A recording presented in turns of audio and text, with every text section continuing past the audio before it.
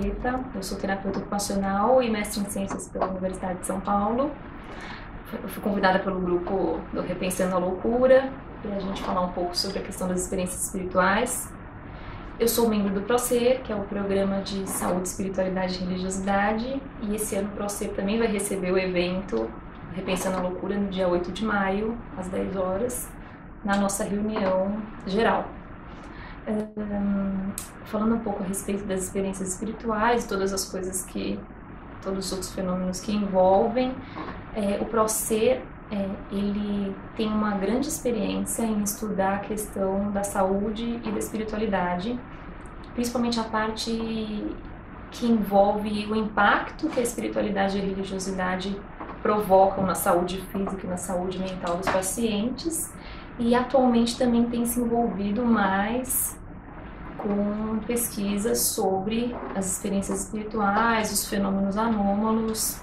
Um dos participantes do nosso grupo, um dos membros do PROCER, é o professor Everton Maraldi, lá do Instituto de Psicologia da USP. Ele tem aproximado a gente um pouco mais dessas pesquisas, como a gente, enfim, tem verificado nos artigos, nos trabalhos, a questão dos fenômenos anômalos, das experiências espirituais, elas foram muito investigadas no século XIX por diversos cientistas e pesquisadores, inclusive com estudos experimentais, porém, durante o século XX, elas foram muito negligenciadas, foram, de certa forma, esquecidas.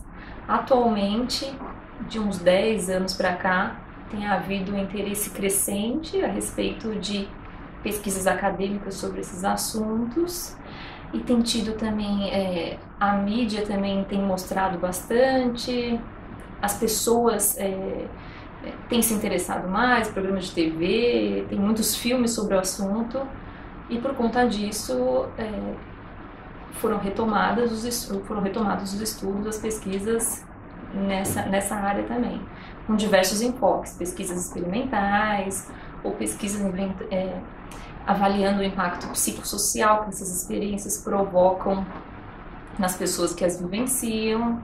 As nossas pesquisas aqui no PROCER, atualmente, elas têm investigado um pouco quais os mecanismos que envolvem essa questão das experiências espirituais e das experiências anômalas, não necessariamente o impacto que elas provocam na vida das pessoas. Nesse momento a gente tem investigado mais quais seriam esses mecanismos. E assim, a gente tem verificado pelos estudos que tem algumas possíveis explicações para esses fenômenos. Uma delas é a fraude, que a gente precisa considerar. Tem muitas pessoas que simulam propositadamente, existe muita questão do charlatanismo em torno disso. Tem uma segunda explicação que seriam fenômenos subjetivos mesmo, psicológicos, que poderiam estar vindo à tona. E uma terceira explicação que seria uma experiência relacionada à questão espiritual mesmo, algum tipo de manifestação espiritual, que também essa hipótese também precisa ser considerada.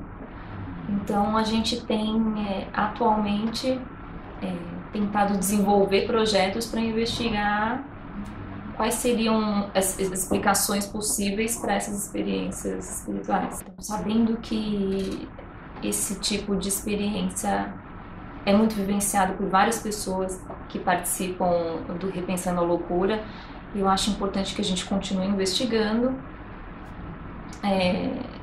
Sim, é importante que a gente investigue qual é o impacto que isso tem na saúde emocional das pessoas, e também a gente precisa continuar investigando as possíveis explicações, quais as hipóteses explicativas para esse tipo de experiência na população. O que a gente sugere para pessoas que têm experienciado o que elas entendem como vivências espirituais, a gente sugere que ela aborde isso de uma maneira integral, então que ela possa abordar isso com um profissional de saúde da sua confiança, que seja o seu médico, o psiquiatra, o psicólogo, mas também cuide aí dentro da sua compreensão religiosa e espiritual, que também possa procurar um acolhimento dentro de uma comunidade religiosa, espiritual, que também possa dar algum tipo de suporte nesse momento, porque a gente acredita que as coisas nunca vêm separadas, elas são muito mais imbricadas do que a gente imagina. Então a gente acredita que a pessoa precisa, é uma questão multifacetada, diríamos assim.